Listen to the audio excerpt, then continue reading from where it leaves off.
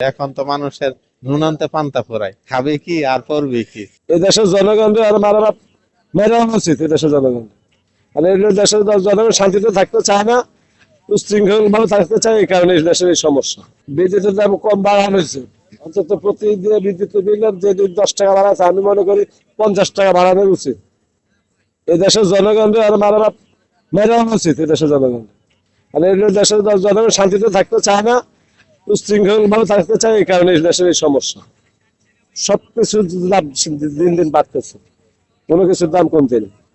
দেশের জনগণের নিয়ন্ত্রণে বাইরে চলে যাচ্ছে, মানুষ অনেক কষ্টে আছে, অনেক মানুষ অনেক জায়গায় দেখা যাচ্ছে না খাই বসবাস করতেছে।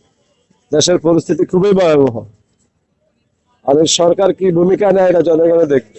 চলে যাবে, জিনিসপত্রের দাম বাড়বে, সব জিনিসের দাম বাড়বে। এই যে সবজির দাম অলরেডি বেড়ে গেছে, প্রত্যেকটা জিনিসের দাম বাড়বে। সরকার বলছে নিম্ন আয়ের মানুষের জন্য 50 ইউনিট। আসলে সবাই তো ইলেকট্রিকের রান্না করে, গ্যাসের সিলিন্ডার কেনার তো সামর্থ্য সবার নাই। তাহলে ইলেকট্রিকের সিলিন্ডার যদি বিক্রি করে ডেলি 5 ইউনিট উঠে একটা পরিবারের, তাহলে হলো কি 150-200 ইউনিট হবে। তো 50 ইউনিট দিয়ে তো কোনো লাভ হবে না।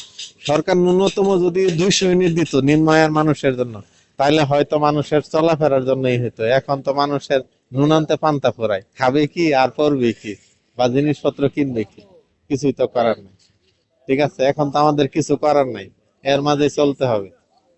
ওকে, থ্যাংক ইউ।